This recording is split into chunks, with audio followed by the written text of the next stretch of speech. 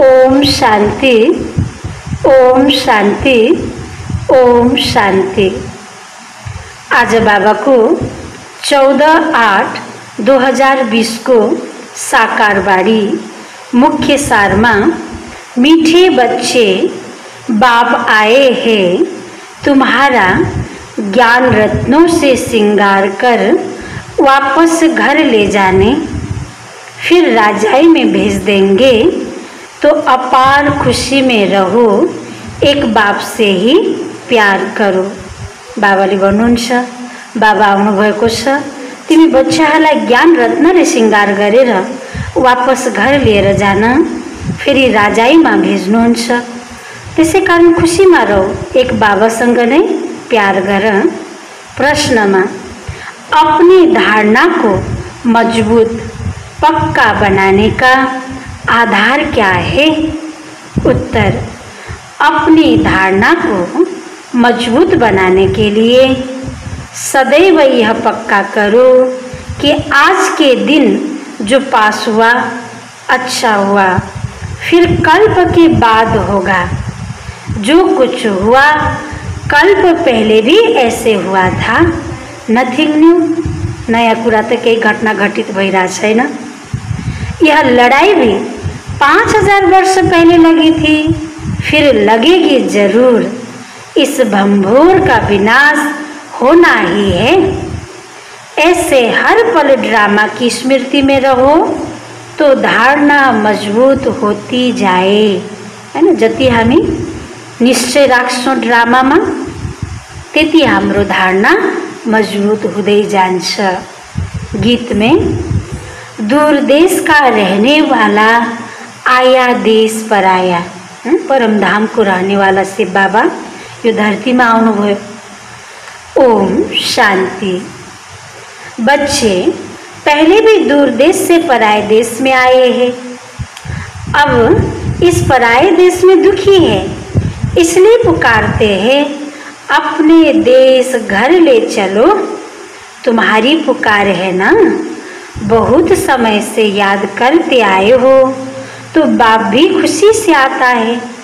जानते हैं मैं जाता हूँ बच्चों के पास, जो बच्चे कामचिता पर बैठ जल गए हैं उन्हों को अपने घर भी ले आऊँ और फिर राजाई में भेज दूँ, है ना। बाबाले जब टाइम हुन्छ तब के सोच्नुहुन्छ, हाम्रो लागि हामी कामचितामा जलेर मरेको बच्चाहरूलाई घर लिएर आऊँ र स्वर्गको सुखमा पठाऊँ भन्ने सोच्नुहुन्छ। उसके लिए ज्ञान से श्रृंगार भी करूं। बच्चे भी बाप से जास्ती खुश होने चाहिए। बाबा हमारे लिए आए, है ना, हाम्रो लागि बाबा आउनुभएको छ, हामी कति खुशी हुनुपर्छ। बाप जब के आए हैं तो उनका बन जाना चाहिए, उनको बहुत लव करना चाहिए। बाबा रोज समझाते हैं, आत्मा बात करती है ना। बाबा 5000 वर्ष बाद ड्रामा अनुसार आप आए हैं, हमको बहुत खुशी का खजाना मिल रहा है। 5000 वर्ष पहिला को, हैन, हामीले स्मृतिमा राखेर बाबासँग रोहरियान गर्ने। आप हमारी झोली भर रहे हैं, हमको अपने घर शांति धाम ले चलते हैं, फिर राजधानी में भेज देंगे। कितनी अपार खुशी होनी चाहिए। बाप कहते हैं हमको इस पराई राजधानी में ही आना है। बाप का बड़ा मीठा और वंडरफुल पाठ है, खास जबकि इस पराए देश में आए हैं। यह बातें तुम अभी ही समझते हो, फिर यह ज्ञान प्राय लोप हो जाता है। संगम युग में मात्रै हामीले बुझ्छौँ यो ज्ञान, बाँकी विस्मृति भइहाल्छ, हैन। सतयुगमा जाने बित्तिकै प्राय लोप हुन्छ।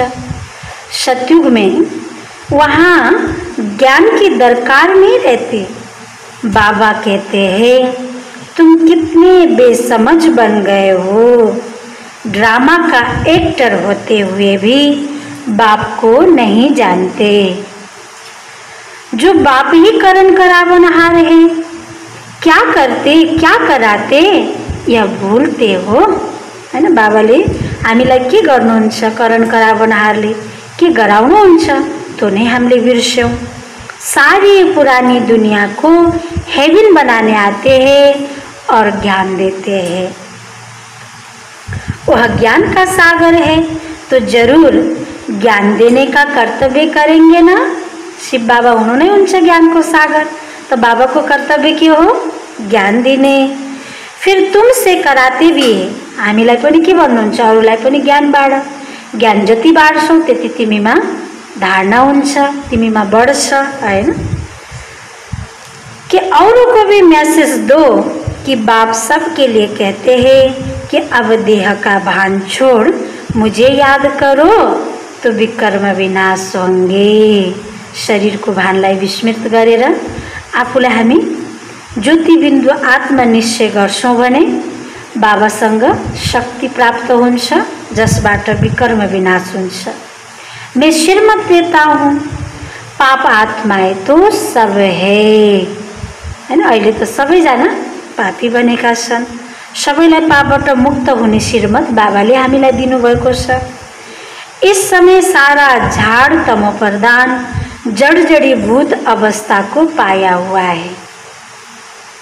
जैसे बांस के जंगल को आग लग जाती है तो एकदम सारा ही जलकर खत्म हो जाता है ना। बाँसहरू आपसमा टक्राएर आग लागि लाग्छ नि, त्यस्तै बाबाले भन्नुहुन्छ। अब यो दुनिया पनि एकदम जडजडीभूत अवस्था, एकदम तमो प्रधान भएको छ। अब आपसमा लडाई झगडा अनेक प्रकारले यो दुनियाको विनाश होने वाला है। जंगल में पानी कहाँ से आएगा जो आग को बुझावे? यह जो भी पुरानी दुनिया है उनको आग लग जाएगी। बाप कहते हैं नथिंग न्यू, नयाँ कुरा होइन, नयाँ घटना घटित भएको होइन, यो कल्प पहिलाको रिपिटेशन हो। बाप अच्छी अच्छी पॉइंट्स देते रहते हैं जो नोट करनी चाहिए। बाप ने समझाया है और धर्म स्थापक सिर्फ अपना धर्म स्थापन करने आते हैं। उनको पैगंबर व मैसेंजर आदि कुछ भी नहीं कह सकते। यह भी बड़ा युक्ति से लिखना है। शिव बाबा बच्चों को समझा रहे हैं, बच्चे तो सब है, ऑल ब्रदर्स, सबैजना भाइ भाइ हो, हैन। कोही पनि पिता होइन, पिता एक शिव बाबा मात्रै हुनुहुन्छ। तो हरेक चित्र में, हरेक लिखत में यह जरूर लिखना है, शिव बाबा ऐसे समझाते हैं, हैन। हामीलाई कसले सम्झाउँदै हुनुहुन्छ? शिव बाबाले। बाप कहते हैं बच्चे, मैं आकर सत्युगी आदि सनातन देवी देवता धर्म की स्थापना करता हूँ, जिसमें 100% सुख शांति पवित्रता सब है। बाबाले रच्नु भएको रचना सत्युग 100% पवित्रता सुख शांति थियो, इसलिए उनको हेवन कहा जाता है। वहाँ दुख का नाम नहीं है। बाकी जो भी सब धर्म है उन सब का विनाश कराने निमित्त बनता हूँ। सत्युग में होता है एक धर्म, सत्युग में होता ही है एक धर्म, वह है नई दुनिया। पुरानी दुनिया को खत्म करता हूँ, ऐसा धंधा तो और कोई नहीं करते, है ना। बाबाले जस्तो कर्तव्यहरू कसैले पनि गर्न सक्दैन। कहा जाता है शंकर द्वारा विनाश, विष्णु भी लक्ष्मी नारायण ही है, प्रजापिता ब्रह्मा तो यहाँ है। यही पति से पावन फरिश्ता बनते हैं, इसलिए फिर ब्रह्मा देवताए नमः कहा जाता है, जिससे देवी देवता धर्म स्थापन होता है। यह बाबा भी देवी देवता धर्म का पहला प्रिंस बनता है। तो ब्रह्मा द्वारा स्थापना, शंकर द्वारा विनाश। चित्र तो देने पड़े ना, समझाने के लिए यह चित्र बनाए हैं, है ना। बाबाले यति धेरै चित्र हामी बच्चाहरूलाई बुझाउनको लागि बनाउनु भएको हो। चित्र दिएर समझाए भने सबैलाई स्पष्ट बुद्धिमा आउँछ। इनके अर्थ का कोई को पता नहीं है, सो दर्शन चक्रधारी का भी समझाया। परमपिता परमात्मा सृष्टि के आदि मध्य अंत को जानते हैं। उनमें सारा ज्ञान है तो सुदर्शन चक्रधारी ठहरे ना। जानते हैं हम ही यह ज्ञान सुनाते हैं। बाबा तो ऐसे नहीं कहेंगे कि मुझे कमल फूल समान बनना है। सतयुग में तुम कमल फूल समान ही रहते हो। सन्यासियों के लिए ऐसे नहीं कहेंगे, वह तो जंगल में चले जाते हैं, है ना। घर गृहस्थलाई बाबाले खास भन्नुभयो कि बच्चे कमल फूल समान पवित्र रहो, है ना। सन्यासीको पाठ छ घर गृहस्थ छोडेर जङ्गलमा जाने। शिव बाबा सदा पावन, उहाँलाई हैन केही पनि भन्नु परेन, हैन। बाबालाई कमल फूल समान बन्नुपर्छ भन्नु परेन। त्यसै कारण बाबाले भन्नुहुन्छ खास गृहस्थी आत्माहरूलाई एकै साथमा रहेर कमल फूल समान रहो। बाप भी कहते हैं पहले वह पवित्र सत्व प्रदान होते हैं, भारत को थमाते हैं। सन्यासीहरूले पवित्रता के बल से, भारत जैसा पवित्र देश कोई होता ही नहीं। जैसे बाप की महिमा है वैसे भारत की भी महिमा है। जुन धरतीमा परमात्मा अवतरित हुनुभयो त्यो धरतीको पनि महिमा छ। न वास्तवमा भारत भनेको भारत खण्डे भनेर जो शास्त्रमा लेखिएको छ त्यसलाई हो। हाम्रो नेपाल पनि पर्छ। भारत हेभिन था, भारत के थियो त भारत खण्ड। हामीले जय जयकार गाउँछौँ नि, भारत स्वर्ग थियो। लक्ष्मी नारायणले राज्य गर्दथे, लक्ष्मी नारायण राज्य करते थे। फिर कहाँ गए उनीहरू, कहाँ गए त या अभी तुम जानते हो। और किसी की बुद्धि में थोड़े ही होगा कि यह देवता ही 84 जन्म ले फिर पुजारी बनते हैं।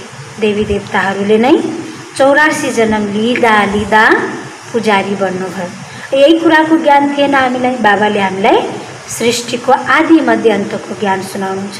तिम्रै कहानी हो, तिम्रै चरित्र हो, मंथन गर, चिंतन गर भन्नुहुन्छ। अभी तुमको सारा ज्ञान है। हम अभी पूज्य देवी देवता बनते हैं, फिर पुजारी मनुष्य बनेंगे। मनुष्य तो मनुष्य ही होता है। यह जो चित्र किस्म किस्म के बनाते हैं ऐसे कोई मनुष्य होते नहीं, है ना। अनेक प्रकार को देवी देवता को मूर्ति बनाइदिएछ नि। 8 हाथ वाला, सुड वाला, पुच्छर वाला हनुमान, है ना। बाबाले भन्नुहुन्छ यस्तो यस्तो मनुष्य हुँदैनन्। यह सब भक्ति मार्ग के ढेर चित्र है। तुम्हारा ज्ञान तो है गुप्त, हाम्रो ज्ञान तो एकदम गुप्त छ। यह ज्ञान सब नहीं लेंगे। सबै सबैको भाग्यमा यो ज्ञान लिनु पनि लेखेको हुँदैन। जो इस देवी देवता धर्म के पत्ते होंगे वही लेंगे, है ना। जो देवी देवता धर्म का आत्मा छ उसलाई बाबाको वचन सुन्ने बित्तिकै तिर लाग्छ। जो छैनन् उनलाई जति सम्झाए पनि फेरि कन्फ्युजमा रहन्छन्। त्यही बाबाले भन्नुहुन्छ पहले पहले मेरी भी पूजा करते हैं, फिर पुजारी बन अपनी भी पूजा करते हैं, तो अब खुशी होती है कि हम पूज्य से पुजारी बने। अब फिर पूज्य बनते हैं, कितनी खुशियाँ मनाते हैं।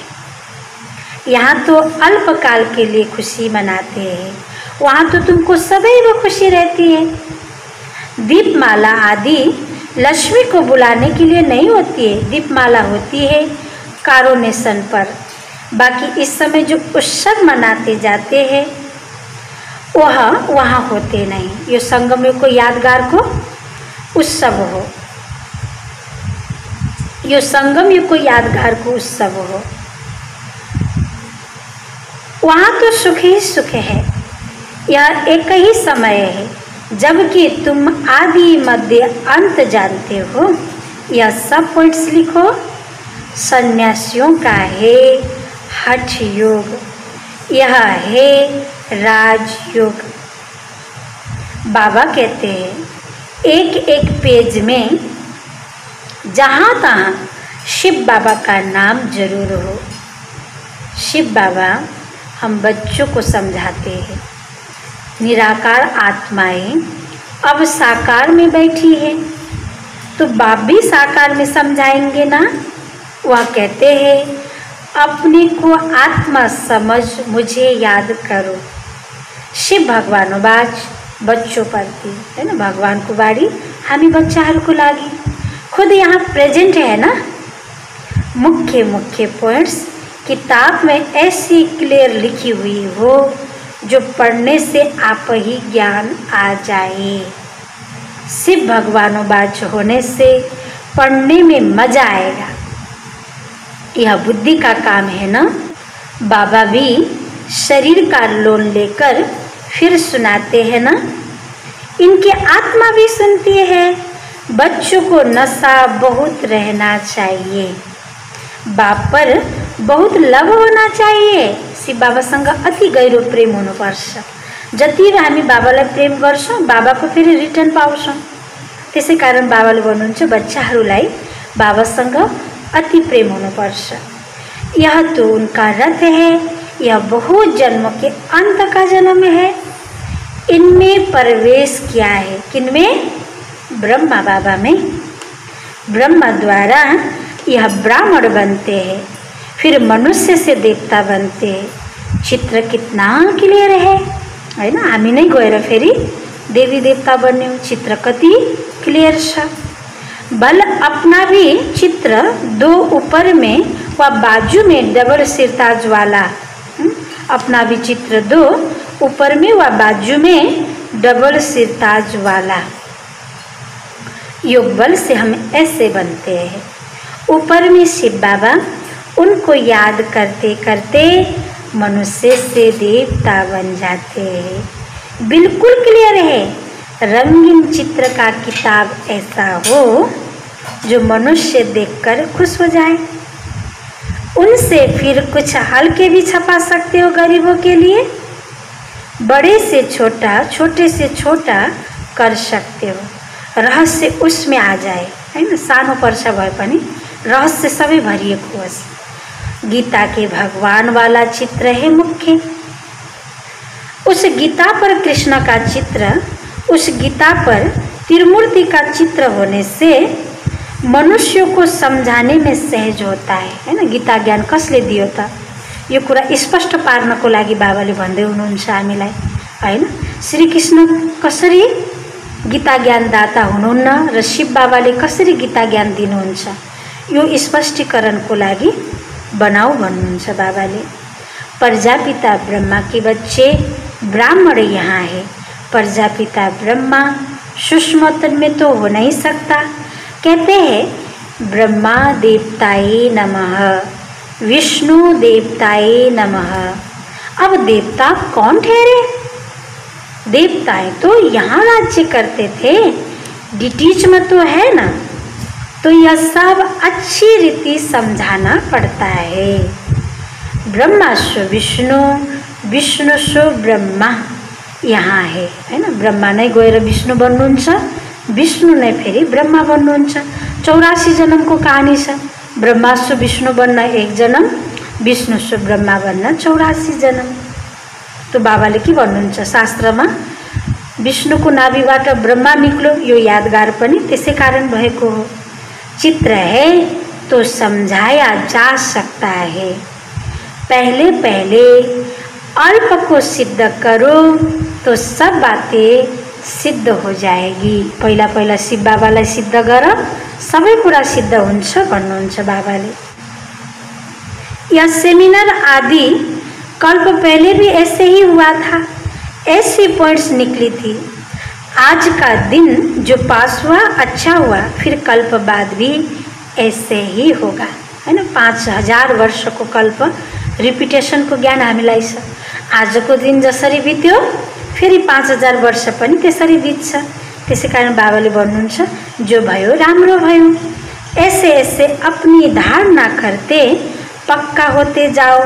बाबा ने कहा था मैगजीन में भी डालो, यह लड़ाई लगी नथिङ न्यू है ना। लड़ाई कल्प पहिला पनि लागेको थियो, नयाँ कुरा घटना घटित भएको त होइन। 5000 वर्ष पहले भी ऐसे हुआ था। यह बातें तुम ही समझते हो है ना। हर एक चीज में फिर कल्याण छ, बाहर वाले समझ न सके। सिर्फ कहेंगे बातें तो वंडरफुल है, अच्छा कभी जाकर समझ लेंगे। शिव भगवानों बच्चों प्रति ऐसे ऐसे अक्षर होंगे तो आकर समझेंगे भी है ना। हामीले हरेक पर्चाहरूमा हरेकमा ज्ञान दिँदाखेरि के भन्ने, शिव भगवान हो बच्चों प्रति। अब यस्तो कुराले पनि उनीहरूले बुझ्छन् हैन। नाम लिखा हुआ है प्रजापिता ब्रह्मा कुमार कुमारियाँ। प्रजापिता ब्रह्मा से ही ब्राह्मण रचते हैं। ब्राह्मण देवी देवता नमः कहते हैं ना। कौन से ब्राह्मण है ना, कुन ब्राह्मण के कोखबाट जन्मिँदैमा ऊ ब्राह्मणलाई देवता भनेर नमन गर्ने हो त होइन। जसले भगवानको बनेर ब्रह्माको आचरणलाई आफ्नो जीवनमा धारण गर्यो, जो ब्रह्मलोकको वासी सम्झेर हैन ब्रह्मचर्यमा रहन्छ, जसको शिव बाबासँग कनेक्सन छ हैन। चोटी देखाउँछ नि ब्राह्मणको निशानी, चोटी अर्थात् उपरवालासँगको निशानी। उच्चतम ब्राह्मण देवता भन्दा पनि उच्च, किनभने देवता बनेपछि बाबासँग हाम्रो पाठ हुँदैन, देवी देवतासँग मात्रै पाठ हुन्छ। तर ब्राह्मणको स्थितिमा स्वयं भगवान देवी देवतासँग पाठ हैन। देवी देवताको आत्मासँग त पाठ छँदैछ, तर पनि स्वयं भगवानसँग पाठ छ। त्यसै कारण बाबाले भन्नुहुन्छ, बच्चे ब्राह्मण देवी देवताय नमः भनिन्छ हैन। कौन से ब्राह्मण, तुम ब्राह्मणों को भी समझा सकते हो ब्रह्मा की औलाद कौन है ना। ब्राह्मण ब्रह्मा को औलाद को होता। प्रजापिता ब्रह्मा के इतने बच्चे हैं तो जरूर यहाँ एडाप्ट होते होंगे है ना। हामी बच्चाहरू नै हौं जो मुखबाट ज्ञान सुनेर एडाप्ट भयौं, मुख वंशावली।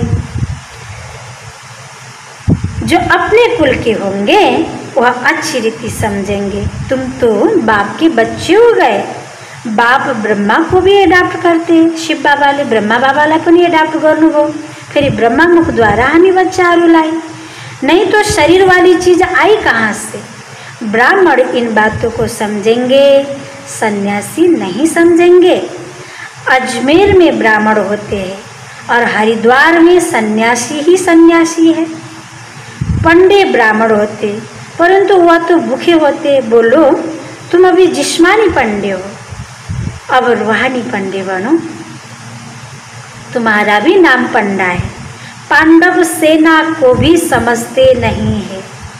बाबा है पांडवों का सिरमौर है ना। पांडव को मुख्य को था शिव बाबा, सिरमौर भन्नुहुन्छ बाबाले।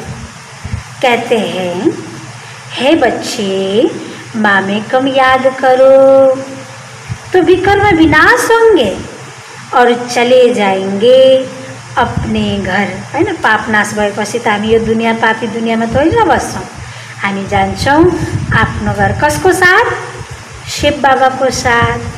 फिर बड़ी यात्रा होगी अमरपुरी की। परम धामलाई अमरपुरी भन्नुभयो आज बाबाले हैन। अनि फेरि अर्को अमरपुरी कहाँ हो? सत्युग, जहाँ सो इच्छाले शरीर छोडिन्छ, काला हुँदैन। अमरता को वरदान प्राप्त छ।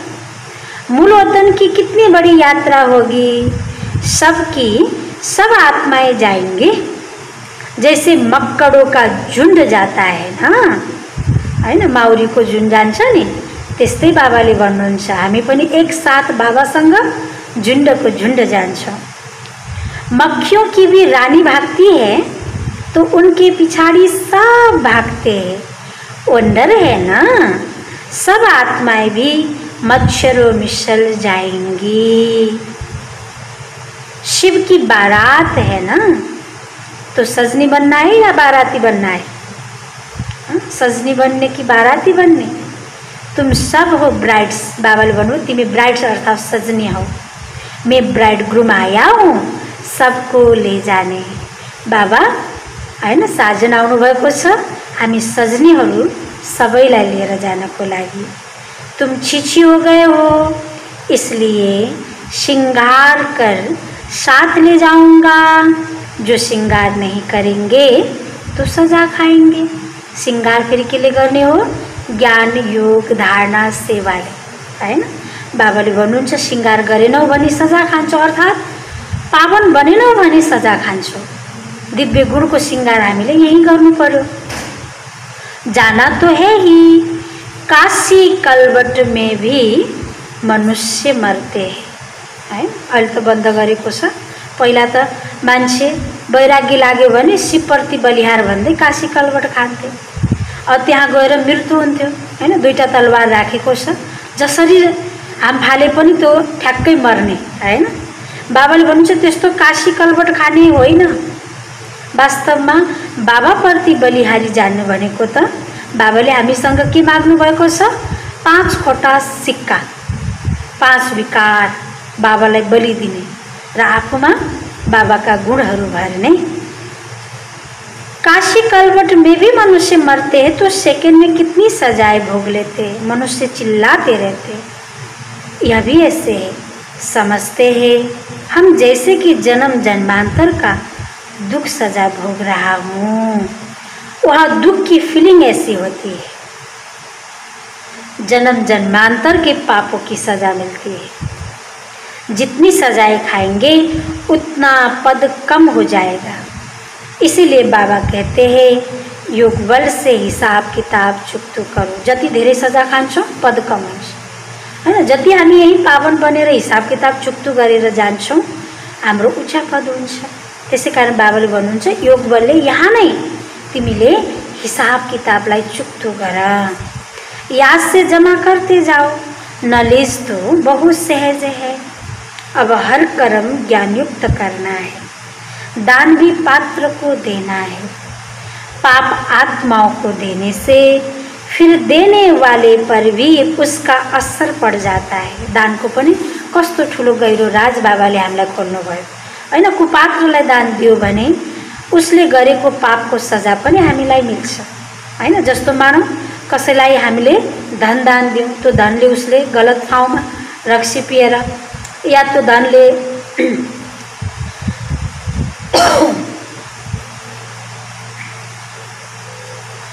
जस्तो हामीले धन दान दियौँ उसले त्यो धनको दुरुपयोग गर्यो भने त्यो धनको पनि हामीलाई बोझा लाग्छ। जस्तो कसैले हामीले दिएको धनले शराब खायो भने त्यसको पनि त बोझा लाग्छ। कसैले हैन केही चिज किन्यो यस्तो, जस्तो मानौ एउटा मछुवाराले हैन जाल खरिद्यो र माछा मार्यो भने त्यो माछा मारेको पाप पनि लाग्छ। त्यसै कारण हामीले दानको पनि रहस्यमय कुरा बुझेर दान गर्नुपर्छ। कुपात्रलाई दान गरियो भने आफू पनि पापको भागीदार बनिन्छ। त्यसै कारण बाबाले भन्नुहुन्छ पाप आत्मालाई दान दिनाले त्यो दिएको पापको पनि असर हुन्छ। वह भी पाप आत्मा ही बन जाते, जसले दियो ऊ पनि के बन्छ? पाप आत्मा। ऐसे को कभी नहीं देना चाहिए जो उस पैसे से जाकर फिर कोई पाप आदि करे हैन। यस्तो आत्माहरूलाई हामीले दानै नदिउँ जसले तो दानद्वारा पाप गर्लान्। पाप आत्माओं को देने वाले तो दुनिया में बहुत बैठे हैं। अब हामी बच्चाहरूले हिसाब किताब बढाउने होइन। त्यही भएर बाबाले भन्नुहुन्छ पाप आत्मालाई दिनेवाला त दुनियाँमा धेरै छन्। अब तिमी ब्राह्मण आत्माहरूले पापीलाई दान नगर। अब तुमको तो ऐसा नहीं करना है।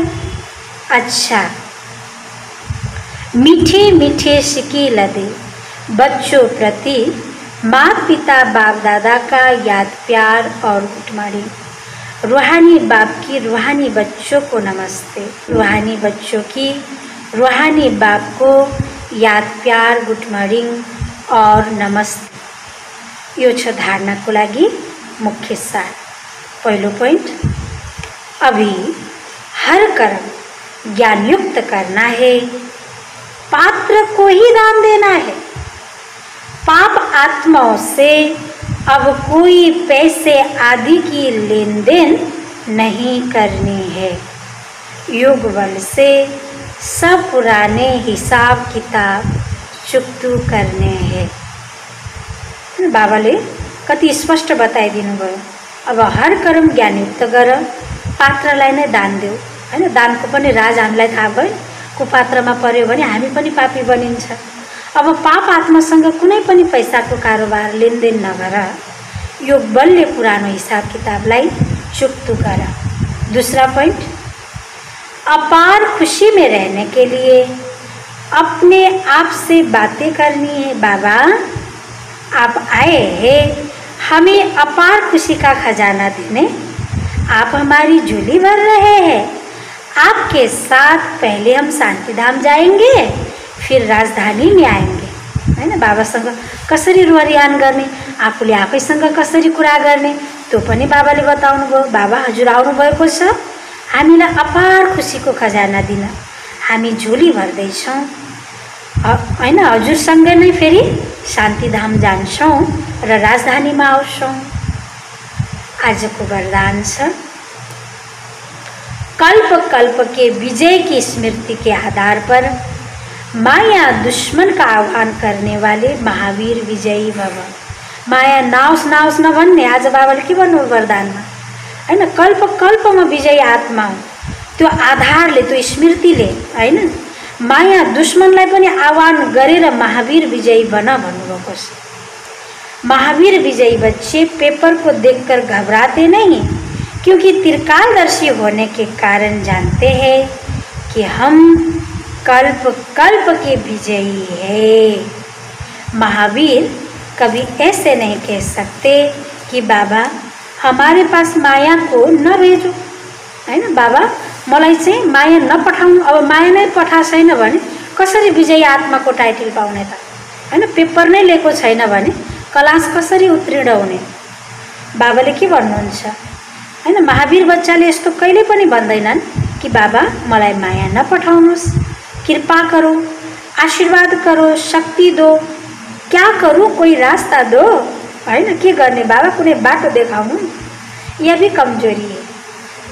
महावीर तो दुश्मन का आह्वान करते हैं कि आओ और हम विजयी बने, हैन। महावीर बच्चाहरूले त मायालाई पनि आऊ आऊ भनेर बोलाउँछ, ताकि तिमी आऊ र म विजयी बन्छु, हैन। एक पटक फेरि वरदान सुनौ, कल्प कल्प के विजय की स्मृति के आधार पर माया दुश्मन का आह्वान करने वाले महावीर विजयी भव। महावीर विजयी बच्चे पेपर को देखकर घबराते नहीं, क्योंकि त्रिकालदर्शी होने के कारण जानते हैं कि हम कल्प कल्प के विजयी हैं। महावीर कभी ऐसे नहीं कह सकते कि बाबा हमारे पास माया को न भेजो, कृपा करो, आशीर्वाद करो, शक्ति दो, क्या करूं, कोई रास्ता दो। यह भी कमजोरी है। महावीर तो दुश्मन का आह्वान करते हैं कि आओ और हम विजयी बने। स्लोगन, समय की सूचना है, समान बनो, संपन्न बनो, हैन।